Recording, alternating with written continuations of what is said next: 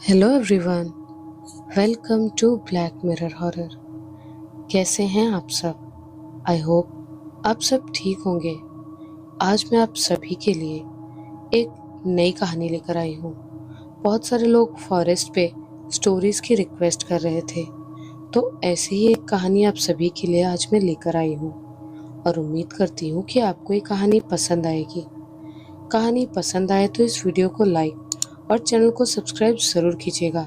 साथ ही bell icon भी on कर लीजिएगा और इन कहानियों को ज़्यादा से ज़्यादा शेयर भी कीजिएगा, जिससे हमें आप सभी के लिए और भी नई नई ऐसी ही कहानियाँ लाने की मोटिवेशन मिलती रहेगी। तो चलिए अब सुनते हैं हमारी आज की कहानी। मेरा नाम रोहित है और मैं छत्तीसगढ़ के रायपुर शहर में रहने वाला हूँ। मेरी उम्र करीब 32 साल है। हाल ही में मेरी नौकरी वन विभाग में लगी है। वैसे तो जीवन में नौकरी को लेकर इतनी समस्या थी कि काफ़ी कोशिश और सिफारिश के बाद मुझे छोटी सी नौकरी मिली जो वन विभाग में थी। हालांकि मेरा सपना ऑफिसर बनने का था, लेकिन मजबूरन वन विभाग में जाना पड़ा क्योंकि गरीबी और बेरोजगारी इंसान से कुछ भी करा देती है। इसीलिए मैं इस नौकरी को पाकर खुश हूँ। वैसे भी कोई नौकरी छोटी या बड़ी नहीं होती और मेरे दादाजी का सपना था कि मैं वन विभाग में कार्य करूं। इस तरह से मैंने उनकी अंतिम इच्छा भी पूरी कर दी थी। अब मैं आपको अपनी पोस्टिंग के बारे में बताता हूँ। मुझे छत्तीसगढ़ के अबूझमाड़ के जंगल में पोस्टिंग दी गई थी। ये सबसे घने और बड़े जंगल में से एक था। ये दशकों तक नक्शे में ठीक से दर्ज भी नहीं था। ये जंगल पूरी तरह से घने पेड़ों और अंधकार से लिपटा हुआ है। इन ऊंचे और घने वृक्षों के कारण सूर्य की किरणें भीतर नहीं आ पाती। इसी वजह से दिन के उजाले में इस जंगल में अंधेरा कायम रहता है। रात के वक्त तो बिना रोशनी अंधेरे में आगे बढ़ना मुश्किल हो जाता है और सन्नाटा ऐसा जैसे पत्तों की सरसराहट में कोई अदृश्य प्राणी सांस ले रहा हो।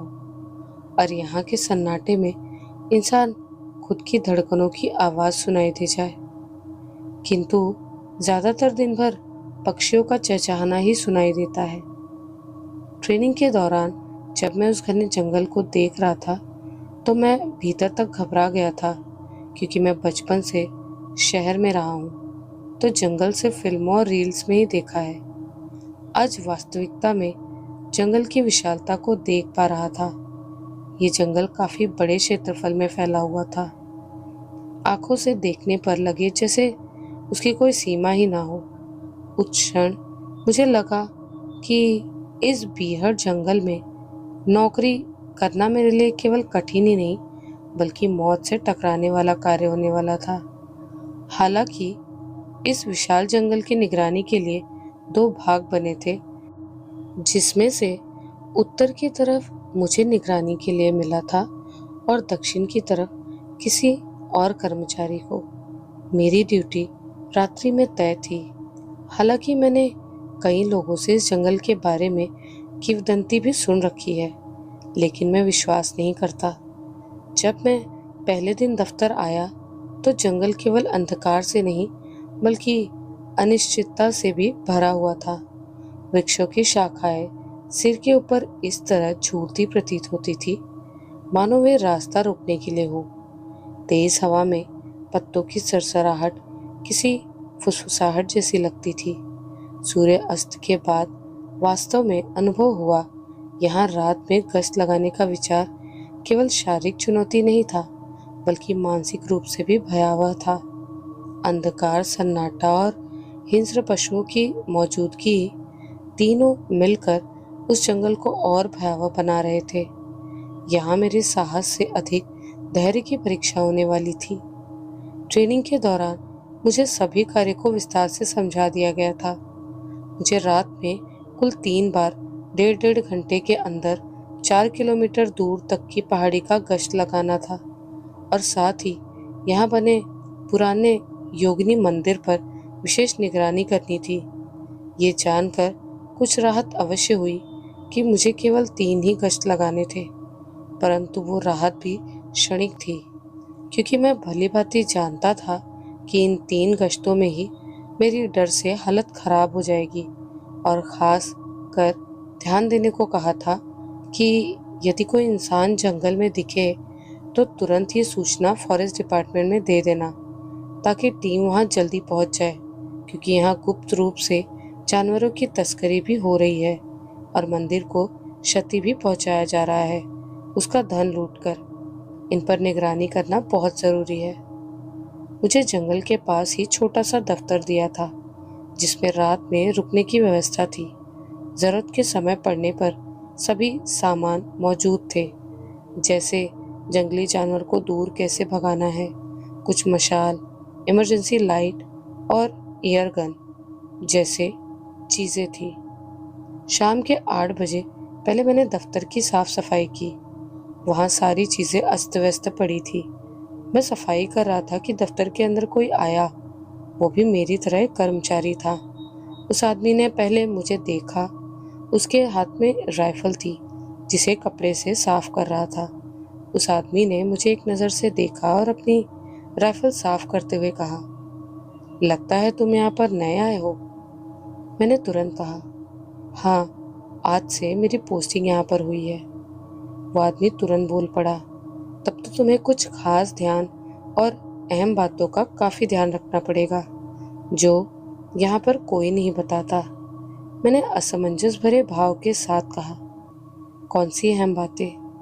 उस आदमी ने कहा, रात में हिंसक पशुओं का बहुत ज़्यादा खतरा है, तो गश्त पर जाते वक्त राइफल ज़रूर ले लेना, और इमरजेंसी लाइट भी। खतरा होने पर उनका इस्तेमाल करना, वरना नहीं। और हाँ, तुम्हें ये तो पता है ना 3 गश्त कब कब लगाना है? मैंने खुद से कुछ पल भर सोचा और बोला, ऐसी किसी प्रकार की कोई समय निर्धारित नहीं किया, बस 3 गश्त लगाने को कहा है और कुछ नहीं। उस आदमी ने मन ही मन बुदबुदाया। मुझे केवल उसके होठ ही फड़फड़ाते हुए दिखे। मैं टोकने को हुआ, लेकिन उससे पहले वो बोला, अच्छा, मैं बताता हूँ 3 गश्त कब कब लगाने हैं। पहला 9 बजे आते ही 1 गश्त पूरा लगा लो, फिर दूसरा गश्त रात के 1 बजे और तीसरा गश्त सुबह के 5 बजे। मैंने तुरंत सहमति भरी प्रतिक्रिया की। वो सर्द स्वर में बोला, ध्यान रहे। उसने ठंडी सांस छोड़ते हुए कहा, यदि जंगल में किसी के होने का आभास हो तो 2 बार इमरजेंसी को चालू बंद करना। अगर जंगली जानवर होगा तो भाग जाएगा, और अगर कोई इंसान दिखे तो तुरंत कार्यालय को सूचित कर देना।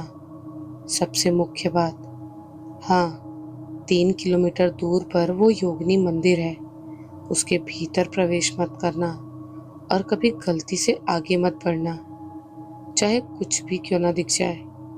मैंने तुरंत सवाल करते हुए पूछा, ऐसा क्यों? उस आदमी ने कड़क आवाज के साथ कहा, सवाल जवाब मत करो और मेरी बातों को गौर से सुनो। मैं चुपचाप खड़ा होकर टकटकी लगाए उसकी बातें सुन रहा था।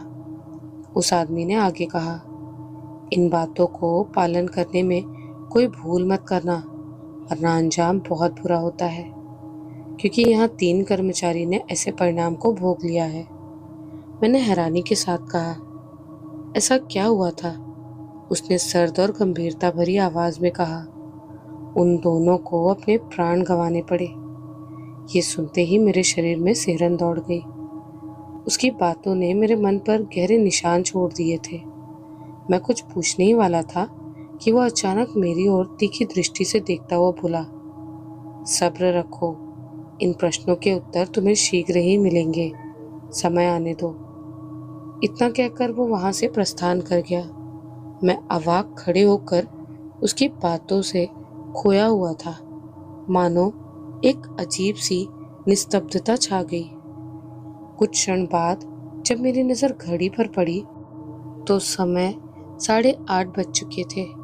मैं दफ्तर से बाहर निकलकर देखने लगा तो चारों ओर खूब अंधेरे के भीतर खामोशी भी पसर गई थी, जो किसी अनजाने भय का संकेत दे रही थी। मेरे दफ्तर के ठीक सामने से वही जंगल शुरू होता था। पेड़ों के बीच से आती रहस्यमयी सरसराहट मानो मन में कपकपी भर रही थी। पास ही एक प्राचीन कब्रिस्तान भी पसरा हुआ था, जिसकी टूटी फूटी कब्रें और जर्जर पत्थर समय की भयावहता का मौन प्रमाण थे। कहते हैं कि वो कब्रिस्तान केवल शाम ढलने तक ही खुलता था। रात्रि के दौरान उस कब्रिस्तान को देख लेने मात्र से भय झकझोर देने वाला था। वही कब्रिस्तान के पास एक सुनसान कच्ची सड़क थी। शायद ही कभी इस पर पहियों की चरमराहट सुनाई देती होगी। मैंने आसपास काफी अच्छे से मुआयना किया और 9 बजे मैं अपने पहले गश्त के लिए तैयार होकर निकल गया। मैंने जंगली जानवर से बचाव के लिए राइफल ले ली और हाथ में टॉर्च पकड़ रखी थी।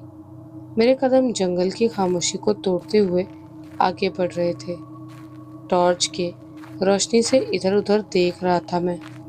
मुझे पेड़ों के ऊपर किसी के होने का एहसास होने लगा, जिस कारण मैंने वहां देखना बंद कर दिया। मैंने मन में बड़बड़ाते हुए खुद से बोला, कितना भयावह लग रहा है ये जंगल। मैं जल्दी से पहला गश्त पूरा करके दफ्तर को लौट जाता हूँ। जंगल की भयावह निस्तब्धता में मेरे हर कदम मानो असहज भार के साथ गूंज उठते थे। उसी खामोशी के बीच भय की एक अदृश्य परत मुझ पर हावी होने लगी थी। फिर भी मैं आगे बढ़ता चला गया। करीब 3-4 किलोमीटर चलने के बाद अचानक मेरी दृष्टि एक खंडहर नुमा दीवार पर पड़ी। वो एक पुराना जीर्ण शीर्ण योगिनी मंदिर था। उसकी जर्जर दीवारें, काई से ढके पत्थर और टूटी फूटी सीढ़ियां पूरा खंडहर में तब्दील हो चुके थे। बाहर से ही वो स्थान ऐसा प्रतीत हो रहा था जैसे समय ने उसे त्याग दिया हो। जैसे ही मैं उस मंदिर की ओर बढ़ा, एक अजीब सी ठंडक मेरे शरीर को जकड़ने लगी। ये ठंडक केवल हवाओं की नहीं थी, मानो किसी अदृश्य उपस्थिति का स्पर्श मेरी आत्मा को छू रहा हो। मेरी आंखें मंदिर पर इस तरह स्थिर हो गई कि नजरें कहीं और फेरना असंभव हो गया था। धीरे धीरे मुझे आभास हुआ कि ये वही प्राचीन योगिनी का मंदिर है जिसके बारे में चेतावनी दी गई थी। उसकी टूटी हुई मूर्तियां और मंदिर भयावह संकेत दे रहा था। फिर मेरे भीतर प्रश्नों का सागर उमड़ पड़ा। आखिर इस जर्जर मंदिर में अभी भी सोना पड़ा हो सकता है क्या? क्योंकि ये तो पूरी तरह खंडहर हो चुका है। खुद से बातें करते हुए मैं वहां से गुजर रहा था कि अचानक से मुझे मंदिर के अंदर से 2 चमकती हुई आंखें दिखाई दी। अचानक से उस मंदिर से बूढ़ा साधु निकलकर बाहर की ओर आ रहा था। मैं उस साधु को देखकर काफी घबरा गया था, क्योंकि मुझे तो बताया था कि इस जंगल में कोई नहीं दिखता। मेरे पैर धीरे धीरे थरथराने लगे थे। वो साधु मेरी ओर ही आ रहा था। वो मेरे करीब आकर खड़ा हुआ और हल्की मुस्कान के साथ कहा, घबराओ मत, मैं इस मंदिर का पुजारी हूँ। मैं कभी कभी ही मंदिर आता हूँ माता की सेवा करने।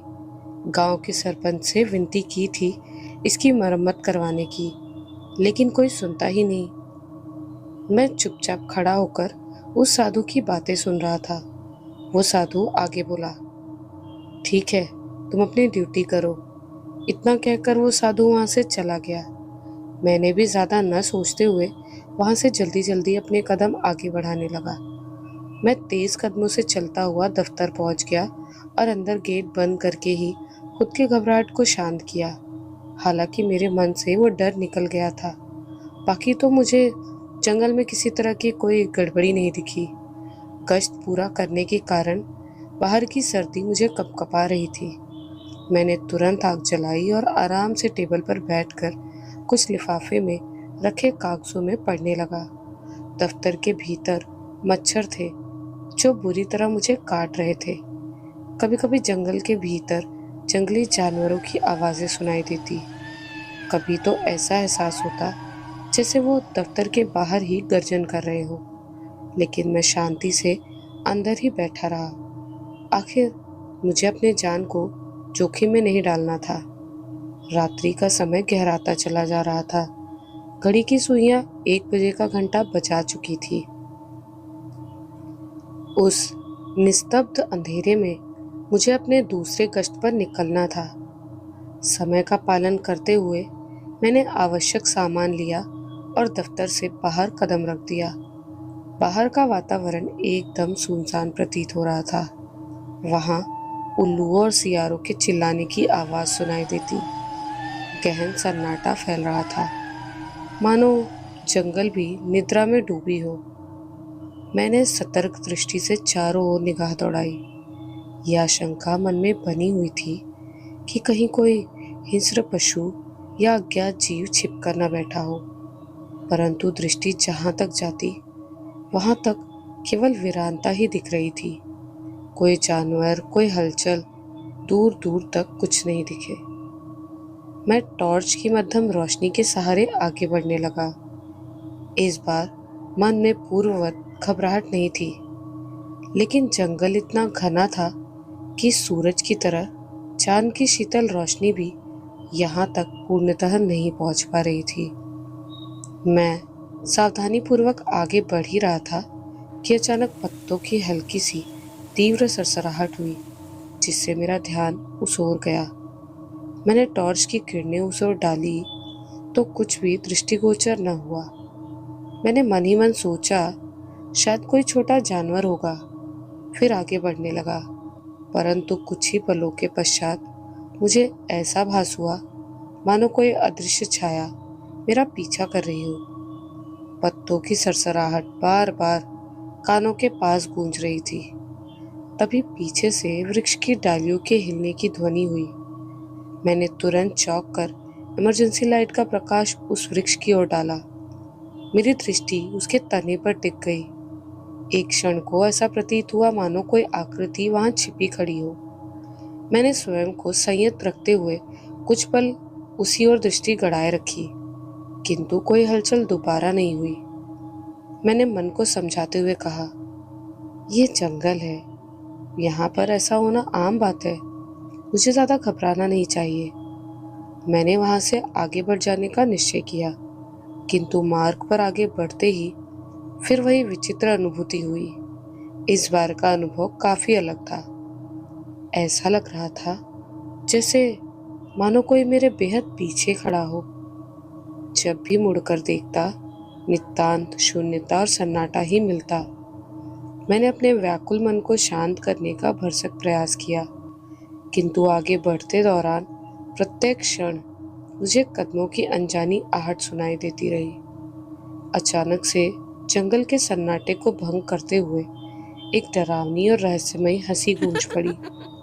वो हंसी काफी ज्यादा भयानक थी, जिसे सुनकर मेरी रूह कांप गई। अब भय ने मुझे जकड़ना आरंभ कर लिया था। मैं शीघ्र गति से आगे तेज कदमों से बढ़ना शुरू किया और जैसे तैसे अपने दफ्तर तक पहुंचा। वहां पहुंचकर ही मैंने गहरी सांस ली और हृदय को भी कुछ क्षणों का विश्राम मिला। आधी रात के कारण अब मुझे नींद भी आने लगी थी। मेरे पास सोने के लिए केवल एक दरी और चादर थी। मैंने तुरंत बिना किसी झिझक से दरी बिछाई और चादर ओढ़कर सो गया। तनिक ही देर में कब मैं गहरी नींद में चला गया मुझे आभास ही ना हुआ, किंतु मच्छरों के कारण बीच बीच में नींद टूट जाती। अचानक से किसी के दरवाजा पीटने की आवाज सुनाई दी। कोई तेज तेज दफ्तर का दरवाजा बजा रहा था। मैं फिर से डर गया। मैंने खुद से कहा, इस वक्त कौन हो सकता है, वो भी सुनसान जंगल में। मैंने घड़ी में देखा तो 4 बजने वाले थे। मेरा मन बार बार मना कर रहा था कि उठकर देखना सही नहीं होगा, इसीलिए मैं चुपचाप लेटा ही रहा। मात्र कुछ पलों में वो आवाज खुद ब खुद शांत हो गई। उसके बाद मैं जगा ही रहा। बाहर सन्नाटे को चीरती हुई हू हू की आवाज गूंज उठी। जब घड़ी में 5 बजे तो मैं घबराए हुए उठा और तीसरा गश्त लगाने के लिए दफ्तर से निकल पड़ा। सुबह हो चुकी थी और सुबह की ठंडी हवा सीधा मेरे शरीर को स्पर्श कर रही थी, जिस कारण मेरे शरीर में सिहरन उठ रही थी। कुछ देर बाद मैं एक बड़े से पेड़ से गुजर रहा था। अचानक मुझे किसी के रोने की आवाज़ सुनाई दी। मैं ये सुनकर चौंक उठा। आखिर इस वक्त जंगल में कौन हो सकता है? वो रोने की आवाज़ किसी बच्ची की थी। मैंने खुद से बुदबुदाते हुए कहा, जंगल में छोटी बच्ची? लेकिन यहाँ तो जल्दी कोई इंसान नहीं आता। फिर ये बच्ची, काफ़ी सोचने के बाद मैंने डरते हुए उस ओर कदम बढ़ाया और जैसे ही थोड़ा आगे बढ़ा, मेरे सामने एक पेड़ के नीचे बच्ची बैठी हुई थी। ये रोने की आवाज़ उसी की थी। पहले मैं थोड़ा घबराया, फिर उसके पास जाने का फैसला किया और डरते डरते कदमों से मैं उसके करीब पहुंच गया। मेरे मुंह से कुछ शब्द निकलता उससे पहले वो बच्ची वहां से उठकर जाने लगी। मैंने आखिर टोक ही दिया उसे। मैंने पूछा, बच्चे, तुम इस वीरान जंगल में क्या कर रही हो और तुम्हारे माँ बाप कहाँ हैं? और तुम्हें डर नहीं लगता क्या कोई जंगली जानवर तुम पर हमला कर दे तो? परंतु उसने कोई जवाब नहीं दिया। मैं उसके पीछे पीछे जाने लगा। मैं बार बार सवाल करके उसे रोकने की कोशिश करता, किंतु मेरे सवाल पर उस बच्ची के कदम नहीं रुके। मैं तेज कदमों से चलकर उसके सामने जाकर खड़ा हो गया ताकि आगे ना बढ़ सके। इस बार वो रुकी, लेकिन उसकी गर्दन झुकी हुई थी। मैंने उसके गाल को हल्का सा स्पर्श ही किया था कि उसने अपना मुंह झटके से ऊपर उठा लिया और मेरी तरफ देखा। मेरी नज़र जैसे ही उसकी आंखों में पड़ी तो मेरे दिल की धड़कन उसे देखकर काफ़ी ज़्यादा बढ़ चुकी थी। उसकी आंखें काफ़ी अजीब थी, जैसे उसकी आंखों में कुछ हुआ हो, और हल्के लाल भी थी। उस बच्ची ने ठंडे और रूखे स्वर में कहा, मैं अपनी माँ का इंतज़ार कर रही हूँ, पर वो उस जगह से अब तक नहीं आई। मैंने फिर हिचकिचाहट के साथ पूछा, कहाँ से नहीं आई? मतलब? उस बच्ची ने दूसरी तरफ इशारा किया। मैंने उस तरफ नज़र फेरी तो खूब काला अंधेरा दिख रहा था। मेरी टॉर्च भी ज़्यादा दूर तक प्रकाश नहीं कर पा रही थी। उस बच्ची ने अपने साथ चलने को कहा। मेरा मन चीख चीख के कह रहा था, ना जाने को, लेकिन पता नहीं क्यों मैं अवाक सा होकर उसके साथ साथ चलने लगा। वो मेरा हाथ पकड़कर ले जा रही थी। मुझे ऐसा आभास हो रहा था जैसे उसके हाथ पूरी तरह से बर्फ जैसे ठंडे थे। मैंने उससे एक दो सवाल करने की कोशिश भी की, लेकिन उसने जवाब भी नहीं दिया, बस मेरा हाथ पकड़ के आगे बढ़ रही थी। अचानक से मेरे टॉर्च में खराबी आने लगी। शायद उसकी बैटरी खत्म हो चुकी थी। टॉर्च के कारण मुझे जंगल में काला अंधेरा ही दिख रहा था, हालांकि पूरी तरह सवेरा नहीं हुआ था। मुझे अंधेरे में बहुत हल्का ही दिख रहा था। थोड़े पल में उस बच्ची ने अपने कदम एक जगह पर रोक लिए और मेरी तरफ देखकर कहने लगी, वो वहाँ उस पेड़ के पास खड़ी है मेरी माँ। मैंने ठीक से देखने की कोशिश की तो मुझे पेड़ के पास एक आकृति दिखी, लेकिन अंधेरे में स्पष्ट नहीं थी। मैंने थोड़े कदम आगे बढ़ाए ही थे कि अचानक से पीछे खड़ी उसी बच्ची की खिलखिला के हंसने की आवाज़ सुनाई दी। जो हंसी की आवाज़ इतनी भयानक थी कि मेरे दिल के साथ साथ पूरा जंगल दहल गया था। मैंने पलट कर उसकी तरफ देखा तो उसकी आंखें गहरी लाल हो गई थी।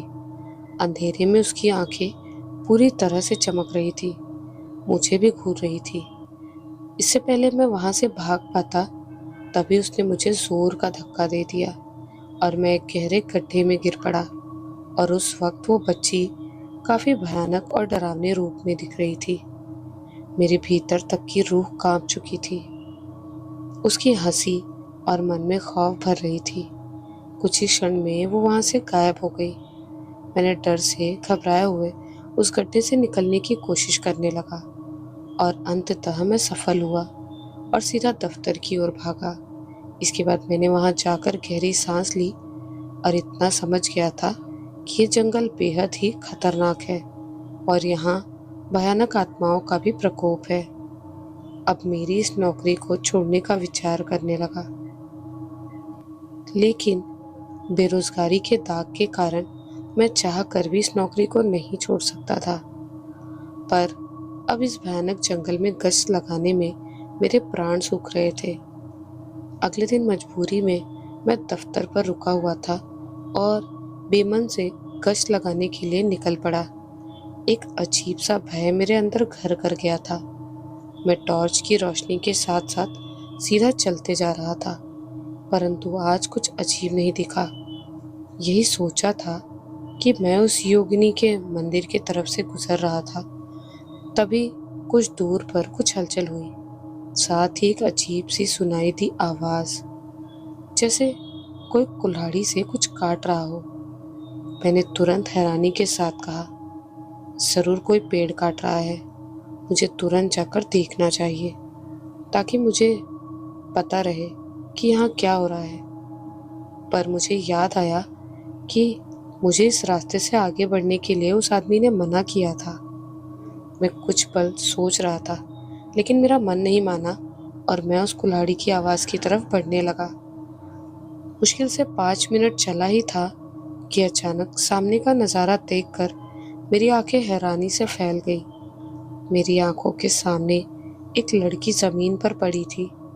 वहीं अधेड़ उम्र का आदमी अपने हाथ में पकड़े कुल्हाड़ी लेकर खड़ा था। उन लड़कियों पर वो उसी कुल्हाड़ी से हमला कर रहा था। लेकिन एक मिनट, वो लड़की तो वही थी जिसने कल मुझे धक्का दिया था। मैंने खुद से बड़बड़ाते हुए कहा, ये तो वही डरावनी लड़की है। मैं कुछ और सोच पाता उससे पहले उस आदमी ने कुल्हाड़ी के एक हमले से उसका हाथ काट दिया। उन दोनों के साथ एक औरत भी थी जो उस आदमी के पैर में पड़ी हुई गिड़गिड़ा रही थी। उस औरत ने गिड़गिड़ाते हुए कहा, तुम हमारी बेटी की जान इतने निर्दयी तरीके से कैसे ले सकते हो? इसकी क्या गलती है? उस आदमी ने गुस्से से बौखलाते हुए कहा, मुझे बेटी नहीं चाहिए थी, मुझे बेटा चाहिए था, लेकिन तूने मेरे सर पर बेटी डाल दी। आज मौका मिला है इस सरदर्द को खत्म करने का। उस औरत ने आदमी को रोकने के लिए कुल्हाड़ी को पकड़ लिया।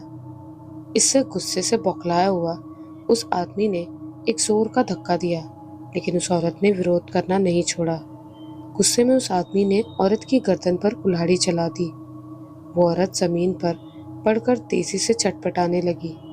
उसकी गर्दन पूरी तरह तो नहीं कटी, लेकिन खून बहुत तेजी से निकलने लगा। ये देखकर मेरे से रहा नहीं गया। मैं सीधा उसके पास गया। मैंने गुस्से से उस आदमी से कहा, कौन हो तुम और यहाँ पर ऐसी दरिंदगी क्यों कर रहे हो? क्यों तुम अपनी बीवी और बच्चे को मार रहे हो? ये सब बंद करो, वरना सही नहीं होगा। उस आदमी के हाथ में कुल्हाड़ी थी और उसने हाथ में कुल्हाड़ी लिए ही अपना चेहरा मेरे तरफ किया। मैंने उसका चेहरा देखा और उसका शरीर देखकर डर से चीख उठा। उस आदमी का चेहरा काफी ज्यादा भयानक था। उसके चेहरे पे सूखे खून लगे थे और उसकी आंखें नहीं थी, केवल काला गड्ढा था। शरीर पर काफी सारे काटने के निशान थे जिस पर सूखा खून लगा था। पहले तो वो मुझे देखकर घबरा गया। मैंने भी घबराहट भरी आवाज में कहा, अभी फॉरेस्ट डिपार्टमेंट को सूचित करता हूँ। मेरी बात पर उसने किसी भी तरह की कोई प्रतिक्रिया नहीं दी। मैंने अपने पास से वॉकी टॉकी निकाल कर डिपार्टमेंट में संपर्क करने की कोशिश की, लेकिन किसी ने कोई उत्तर नहीं दिया। साथ ही नेटवर्क के कारण वॉकी टॉकी ने काम करना भी बंद कर दिया था। उस आदमी के चेहरे पर एक अजीब सी मुस्कान खिल उठी, जिसे देखकर मैं अंदर तक हिल गया। मैंने एक एक करके सभी का चेहरा देखा। सबके चेहरे काफी ज्यादा भयानक थे।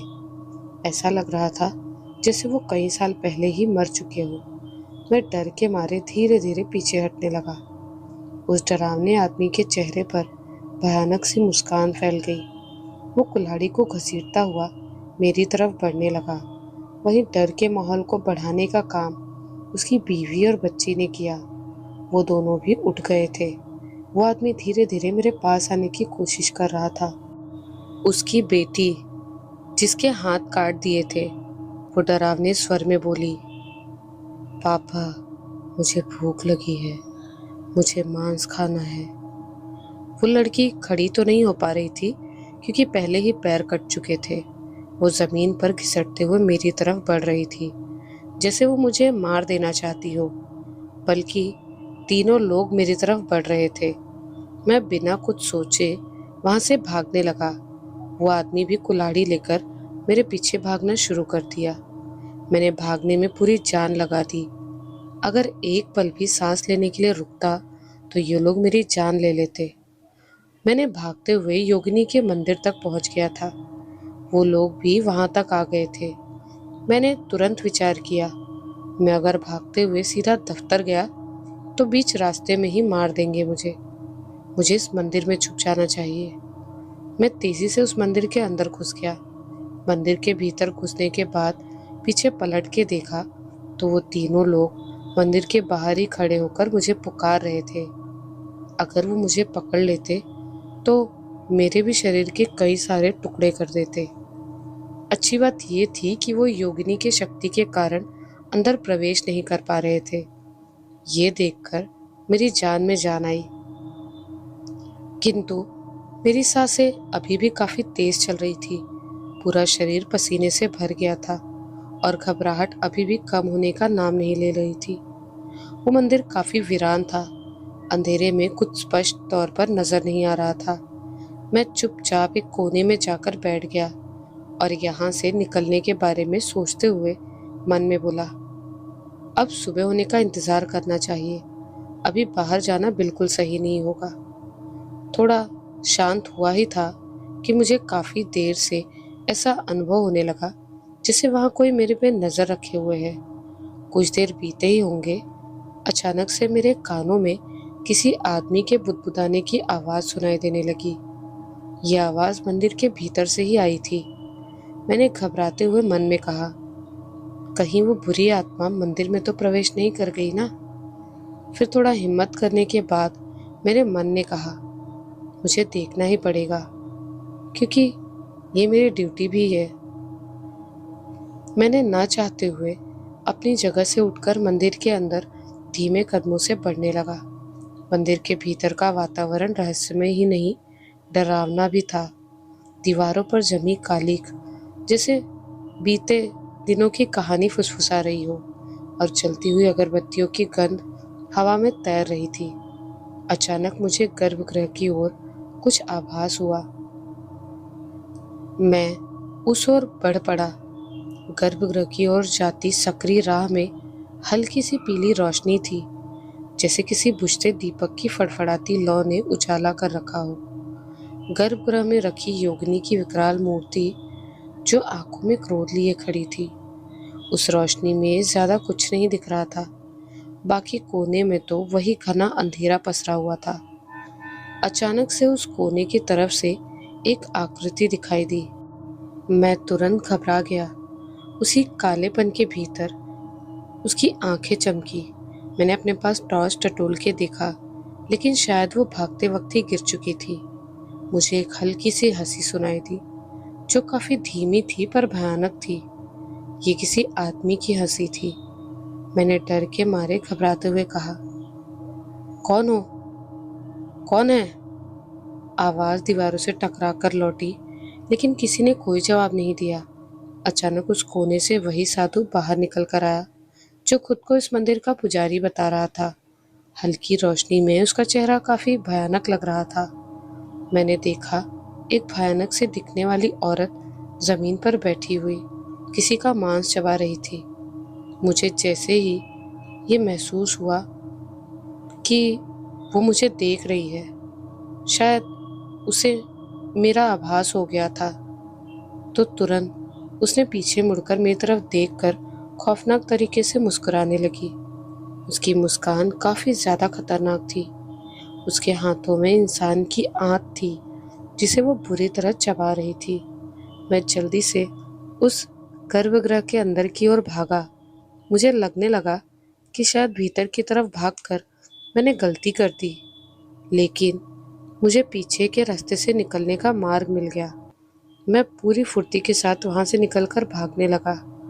अचानक मुझे आभास हुआ कि किसी ने मेरे पैर को कस के जकड़ लिया हो और मैं सीधा ज़मीन पर गिर पड़ा। मैंने उठकर देखा तो मेरे पीछे वो मृत आदमी खड़ा था, हाथों में कुल्हाड़ी लिए मेरी ही ओर बढ़ रहा था, मुझे मारने के लिए। मैं डर से थरथराने लगा। मेरी आंखों के ठीक सामने मुझे मौत दिख रही थी। मैंने भागना शुरू किया, लेकिन उस वक्त तो बच गया।